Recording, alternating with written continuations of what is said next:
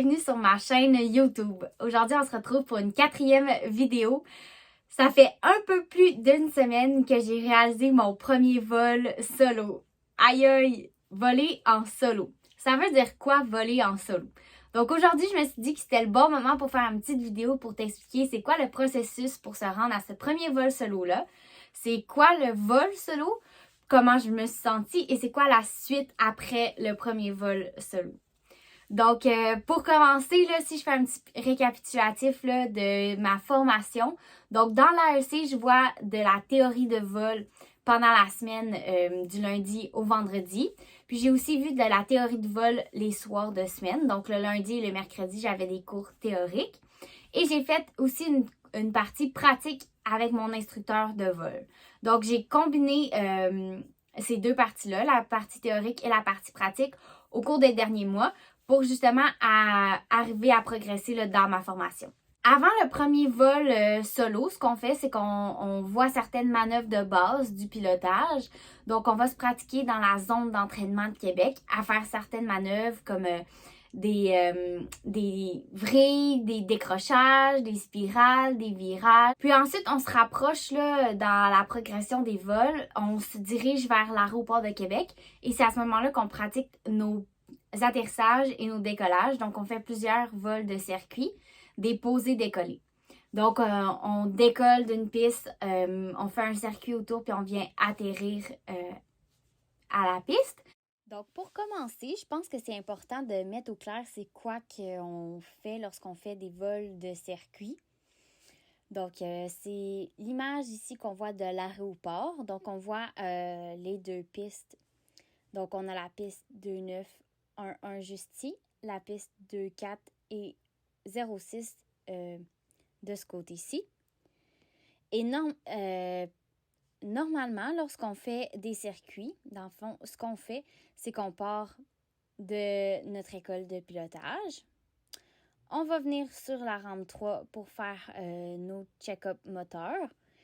Et normalement, c'est là qu'on va appeler le sol pour dire ce qu'on s'en va faire pendant notre heure de vol. Donc, par exemple, on a un créneau de posée décollé et ensuite, on va se diriger vers la rampe Charlie.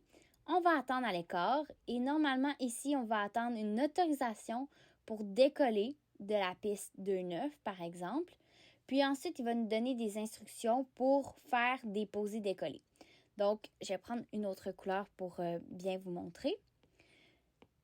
Super. Donc, quand ils nous disent qu'on est autorisé à décoller piste 2.9 pour faire un circuit, par exemple, par la droite, piste 2.9, on va décoller de la piste juste ici. On va venir se mettre en vent traversier. C'est sûr que là, c'est pas à l'échelle, donc je vais couper les pistes pour que ce soit carré pour vous montrer. Mais c'est sûr qu'en vrai, c'est vraiment plus large, puis c'est un petit peu différent, là. Donc, on vire en vent traversier. Ensuite, on vire en vent arrière. On va venir en basse, puis on va venir en finale pour atterrir sur la piste 2.9. Donc, non, ça, c'est juste un décollage, un atterrissage. C'est exactement ça que j'ai fait pour mon premier solo. Par contre, on peut aussi faire plusieurs décollages, atterrissages. Donc, lorsqu'on est ici, qu'on attend à l'écart, on se fait autoriser à décoller, par exemple, pour la piste 2.9. On peut aussi nous demander de changer de piste pour rejoindre, par exemple, un vent arrière droit, piste 2-4. Donc, normalement, on se mettrait en vent traversier juste ici. On viendrait en vent arrière pour ensuite venir en basse et en finale pour atterrir sur la piste 2-4. Et normalement, on ferait ça plusieurs fois. Donc, on en fait quelques-uns. C'est d'ailleurs ce que j'ai fait à mon deuxième solo. Donc, c'est pas mal ça, en gros, ce qu'on fait lorsqu'on dit qu'on fait des circuits. C'est qu'on vient faire plusieurs décollages, plusieurs atterrissages. Donc, on se pratique vraiment là, à avoir des bonnes techniques d'atterrissage et de décollage selon les différentes pistes en service, selon les vents, les conditions météo, selon ce que le contrôleur peut nous accorder, nous accommoder pour faire des circuits. Donc, ça ressemble pas mal à ça. Je pense que c'était bien de le préciser, puis c'est bien de l'avoir un peu plus visuel là, pour mieux vous aider à comprendre ce qu'on fait. Donc, c'est un peu ça comment ça fonctionne. Ensuite, quand notre instructeur nous sent prêt, il nous envoie avec un autre instructeur. Donc, c'est un check pré-solo pour savoir comment ça se passe en vol avec un autre instructeur, pour voir aussi les capacités, puis pour évaluer si on est prêt à aller en solo. Pour ma part, ce vol-là, le check pré-solo, ça n'a pas vraiment bien été.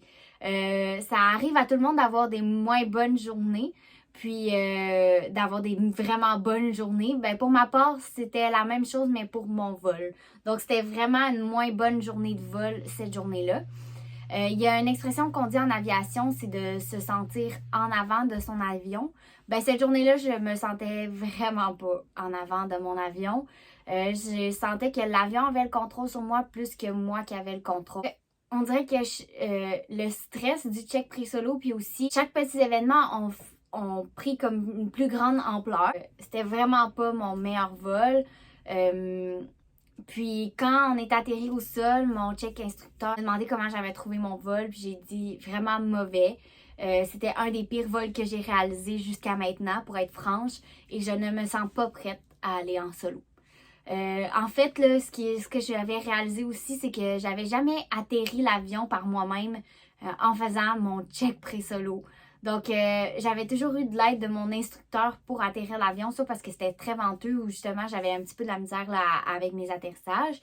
Donc, mon check instructeur a décidé de me renvoyer pratiquer mes atterrissages avec mon instructeur. Puis ensuite, j'ai refait mon check avec mon instructeur et à ce moment-là, je me sentais vraiment plus préparée, plus confiante, ça se passait vraiment mieux et j'ai réussi mon check pré-solo. Donc là, à ce moment-là, je me sentais vraiment prête à aller en solo pour la première fois. Je me sentais vraiment mieux. J'ai vu une progression phénoménale en seulement 4 vols. Donc, je me rendais compte que je n'étais pas capable justement d'atterrir l'avion à être capable de l'atterrir par moi-même. Donc ça, j'ai trouvé ça vraiment incroyable. Ressaisir, de remonter mes manches, comme on dit, de garder la tête haute, puis de retourner en vol. Et c'est le grand jour, donc mon premier vol solo. Ça a demandé beaucoup de patience, ce premier vol-là, parce que la météo était pas toujours favorable pour faire le vol de premier solo. Donc, j'ai finalement réussi à faire mon premier solo. Je vais toujours m'en rappeler. C'était un mercredi matin. Mon vol était à 7 heures le matin. Il faisait encore noir à l'aéroport. Je me souviens, c'était la première fois aussi que j'enlevais les toiles de l'avion.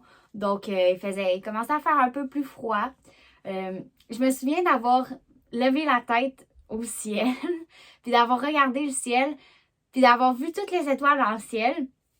C'était un beau ciel clair, puis de m'être dit ça va être une très belle journée, puis je le sens, je me sens confiante, c'est aujourd'hui que ça se passe. Et effectivement, ça a super bien été. Dans le fond, le premier vol solo, ce qu'on fait, c'est qu'on va avec notre instructeur en vol. On fait 2-3 posées décollées. Puis ensuite, on revient porter notre instructeur. On arrête le moteur. Notre instructeur sort. On repart le moteur, puis on repart faire un seul atterrissage. À ce moment-là que j'ai rappelé le sol pour dire que j'étais en code jaune pour faire mon premier solo. Et là, c'est là que ça a commencé. Donc, c'est là où est-ce que j'ai pris un petit 2 minutes que je me suis dit, OK, je suis capable de faire ça. Mon instructeur m'envoie, c'est parce qu'il a confiance, que je suis capable de le faire. On a pratiqué en masse. Je sais que ça va bien aller. C'est là que je suis partie. J'ai été attendre à l'écart de la piste 2.9 pour faire mon décollage sur la piste 2.9. J'ai fait un circuit. Donc, c'était fou le feeling. Je dirais c'est le même feeling que la première fois qu'on conduit sa voiture lorsqu'on a son permis pour la première fois et qu'on est seul à bord aux commandes. C'est la même chose. C'est comme un sentiment de liberté, d'avoir les commandes puis d'être capable justement de gérer ton avion. Puis aussi, ce qui est le fun, c'est que pendant mon premier solo, c'est comme si un peu toutes les étoiles étaient vraiment bien alignées. Je sais pas trop comment le dire autrement, mais c'était vraiment calme. Il n'y avait pas d'autres communications radio autour de moi. J'étais vraiment comme la seule en circuit. Puis ça a super bien été. Ça a été mon plus bel atterrissage à vie. Puis c'est ça, ça m'a rendue vraiment fière. Un mois auparavant, j'étais pas capable d'atterrir.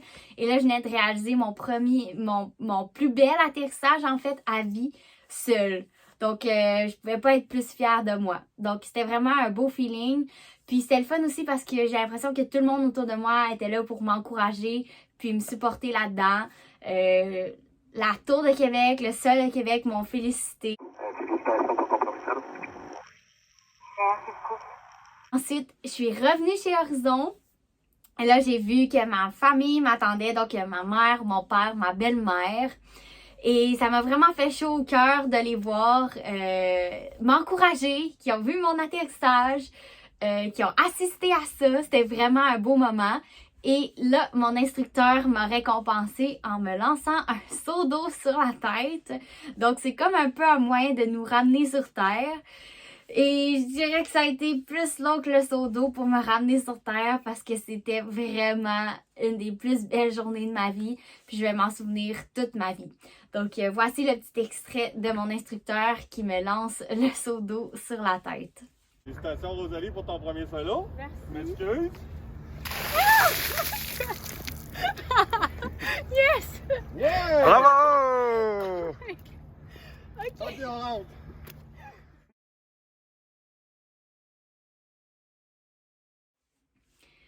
Donc, après mon premier vol solo, la suite des vols, en fait, c'est de faire un deuxième vol en solo. Donc, le deuxième vol en solo, c'est de repartir avec l'instructeur, faire quelques posées décollées, de ramener l'instructeur à l'école de pilotage et de repartir en solo pour faire plusieurs posées décollées. Donc, à mon premier vol solo, j'en ai fait qu'un seul. Et à mon deuxième vol solo, à ce moment-là, j'en ai fait 6. Donc, j'ai fait 6 décollages, atterrissages. Ça a super bien été. Je me sentais vraiment en contrôle. Le troisième vol en solo, comment ça se passe? C'est qu'à ce moment-là, tu planifies tout ton vol par toi-même. Tu te fais autoriser à aller en vol par ton instructeur et tu pars seul. Donc, il n'y a rien que tu fais avec ton instructeur du moment que tu es dans l'avion au moment où est-ce que tu sors de l'avion. Donc, c'est tout toi qui fais tes tests moteurs, c'est tout toi qui vérifie. Et lorsque tu décolles, ben c'est ta responsabilité aussi de t'assurer des vents, la piste, les communications. Donc, c'est vraiment c'est vraiment un bel accomplissement, je trouve, le troisième vol solo parce que justement, c'est de A à Z seul. Puis, ça a super bien été. Au début, c'était très, très, très mouvementé à l'aéroport. Il y avait beaucoup, beaucoup de trafic. Donc, j'ai fait 3 remises des gaz au départ. Donc, j'ai essayé d'atterrir 3 fois. Par contre, le contrôleur ne pouvait pas me l'autoriser puisqu'il y avait un trafic sur la piste. Donc, il y a un avion sur la piste. Donc, ça m'empêchait de venir atterrir. Puis, c'est ça, j'ai fait 3 remises des gaz pour accommoder les trafics. Puis, ça m'a vraiment fait une belle pratique. Ça m'a fait voir des choses qui étaient différentes de ce que j'avais vu jusqu'à maintenant. Puis aussi, ça m'a mis en confiance de savoir que j'étais capable de le faire par moi-même et sans mon instructeur. Et je me suis gâtée en masse. J'avais 1h30 de vol de poser décoller et j'ai fait 1h30 de poser décoller. Donc, j'ai fait au total 8 atterrissages. Puis, c'est ça, je suis vraiment fière de ce vol-là. Ça, c'est vraiment un bel accomplissement, je trouve. Puis, les vols solo, en fait, je trouve que c'est un beau début d'aventure dans la formation de pilote privé parce que c'est de refaire un peu ce qu'on a fait avec notre instructeur jusqu'à maintenant, mais par nous-mêmes. C'est une grosse étape, je trouve, dans le processus. Puis c'est le fun de réaliser ça. Donc, pour l'instant, c'est ça, les vols solo que j'ai fait. Puis ensuite, pour la suite, là, c'est ça. Je continue ma formation pratique. Donc, en ce moment, j'ai plus de cours théoriques. J'ai déjà vu toute la théorie de vol. Donc, c'est vraiment de mettre en application ce que j'ai vu en théorie en pratique pour me rendre justement à mon test en vol là, éventuellement pour avoir ma licence de pilote privé. Je trouve ça très encourageant aussi de parler avec les autres parce qu'en parlant justement, on peut voir les différents parcours. Puis ça permet aussi de voir que on n'est pas les seuls. Tu sais, que des fois, il y a des petites affaires que c'est plus difficile. Puis ça prend un petit peu plus de temps à l'avoir, comme les beaux atterrissages, des choses comme ça. Mais que c'est normal, puis que c'est juste, ça prend de la patience, ça prend de la pratique, puis ça prend du travail, puis qu'on finit par y arriver, puis qu'on est capable. C'est vraiment le fun, j'aime toujours autant ça, sinon plus à chaque fois. De survie s'en vient aussi, c'est ça que je voulais vous parler en dernier. J'ai vu la théorie pour mon cours de survie, donc ça a été sur 2 jours. Je vais vous faire une autre vidéo éventuellement, là, justement, pour vous expliquer, comme je vous avais dit dans ma dernière vidéo, sur ce qu'on doit apporter en survie. Donc, ça va se passer là, la fin de semaine du 26 novembre. Il va faire froid, très très froid sûrement, donc il va falloir bien s'habiller. On va être préparé à ça, donc je suis pas inquiète, ça va bien se passer. Donc, je vous redonne des nouvelles pour ça. Sinon, ben merci encore une fois de m'avoir écouté. J'apprécie tous vos beaux commentaires. Gênez-vous pas si vous avez des questions, si vous voulez en savoir plus. Peu importe, vraiment, ça va me faire plaisir de répondre à vos questions. Puis, je suis toujours là pour vous encourager à poursuivre vos rêves. Continuez à aller de l'avant. Je vous souhaite une très belle journée. Merci.